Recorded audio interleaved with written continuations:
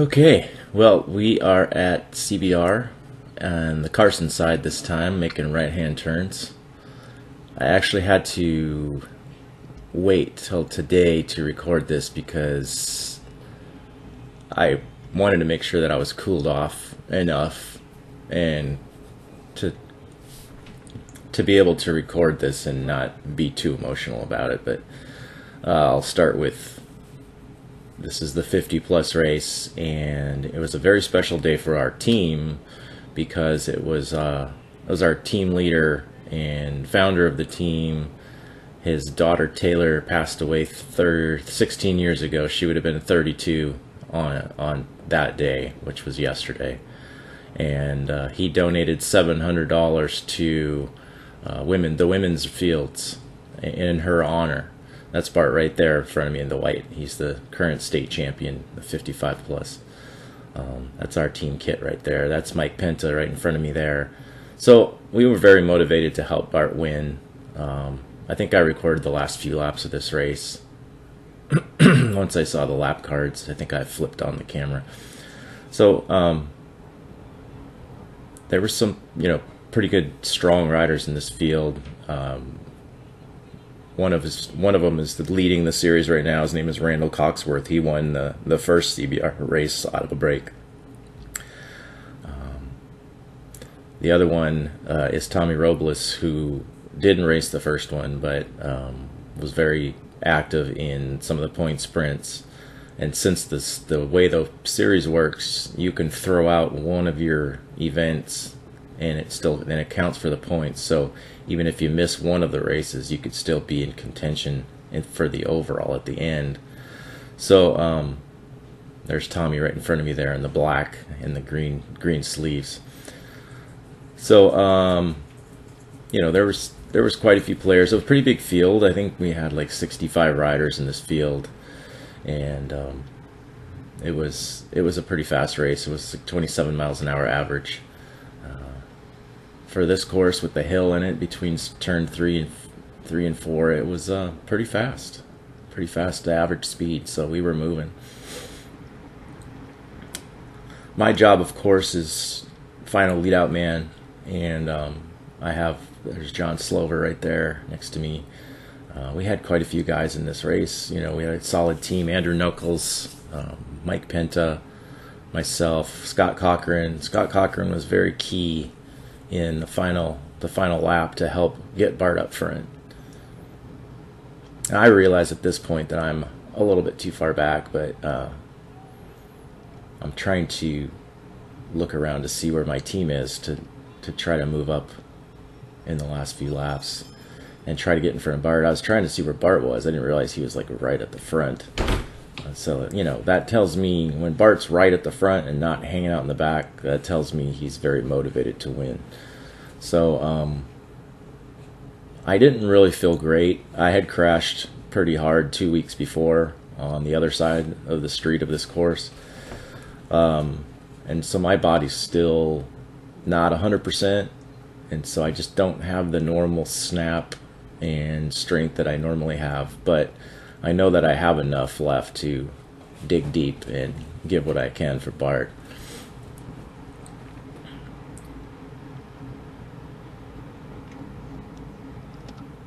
I was a little sketched out. I did the 40 plus race after this, and it was just mentally, I'm just not quite there. I'm pretty close. It usually takes me a couple of weeks to get over that after having a bad crash, to psychologically get over it and move on and be able to to be a sprinter and to be able to put yourself in places to be able to win.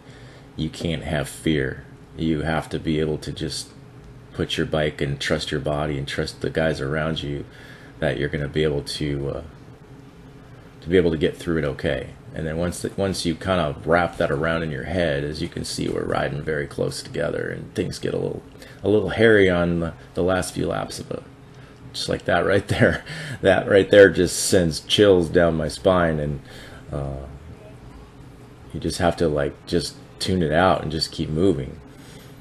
But when you've just had a crash and the trauma's still fresh in your head, then sometimes the brain overrides your balls, so to speak. So there's Randall. He's right there in front of me. Randall actually was a super class guy after this race. I'll explain as we get to the last couple laps what happened, but essentially Bart wins the sprint, and Tommy Robles and Jerome Nadal were the three guys, you know, sprinting head to head for the final sprint. Randall was right behind him, coming up on him, and Tommy protested to the U.S. USAC official Ed Keck and said that Bart had moved over on him before the finish and caused him to alter his sprint. But all the video evidence we've seen does not show that, and there was plenty of room for all of them to maneuver. There was in no way any impeding at all. And but long story short, on his daughter's birthday, Bart was relegated to 4th place, which was the reason why I had to wait to record this, because I was pretty hot last night. Bart reacted with class and talked it over with Jeff Prince and Tommy. Tommy did not react with class as much, and I lost a lot of respect for him. And he still had no problem letting Bart get relegated to 4th and taking the win by default.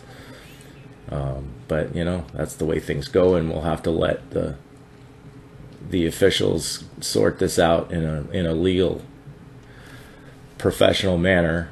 And so, but this isn't by any means over. I'm not going to sit by and let this go lightly. We will be filing a protest with USA Cycling, because as you will see by this video, we worked for and deserved this win.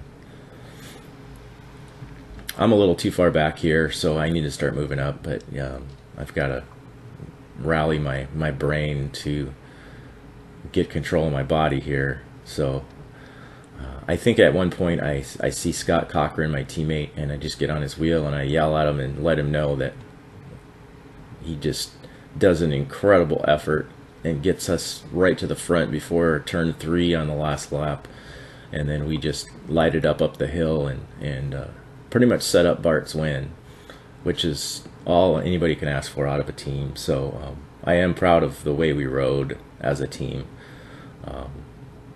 We're very blessed to have a very unique set of group of guys that just really gel and work well together.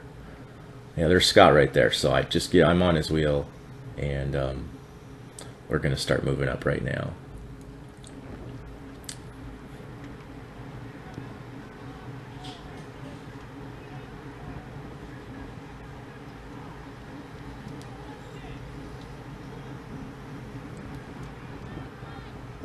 There goes Randall. There goes Patrick Fetzer.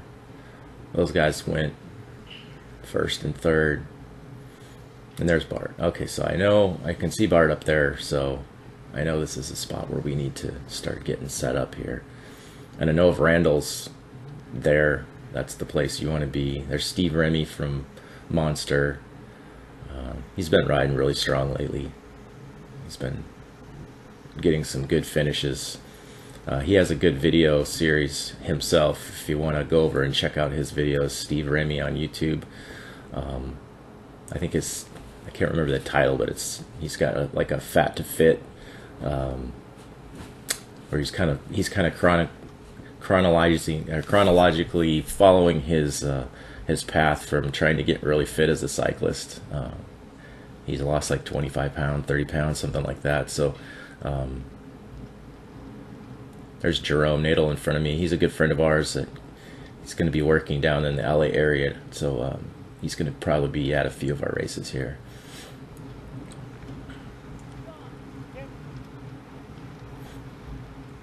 I believe we are coming into the last lap here. So that's why I'm so far up in the front, the tip end of the pointy end of the spear here. And Scott's going to come by me, and we're going to ride right to the front on the back side after turn 2 and get right to the front before turn 3. There's Bart getting right in position. I'm kind of boxed in a little bit here. I kind of wanted to be really close to the front, so I'm trying to like slip my way through the middle here. Okay. There goes Andrew Knuckles. He's gonna light it up and keep the pace high, which really helped. But I'm kind of boxed in here. I'm trying to figure out how to get out, so I'm kind of moving my way over. And there goes Scott. So I kind of slide in right behind him. This is perfect. And I let him know I'm here, and he and I need to get to the front because there's a little hesitation here. So as soon as it opens up on the right, boom, there's our spot. So we're gonna move up. So I told Scott, let's go. So Scott drills it right here. We're going into turn 3. There's 2 turns to go. I yelled at Bart right there. He jumped on my wheel.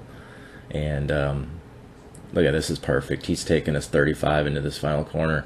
This is an uphill sprint, and Scott just starts to go. And my goal was I wanted to kind of like wind it up because it's a long sprint, and it's way too far to drop Bart off.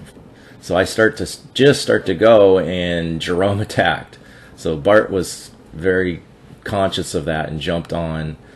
I don't know if you're going to be able to see the sprint, if there's any deviation. I've watched it. I don't really see anything. It just looks like a normal sprinting stuff, but Bart does end up beating both of them and takes the win.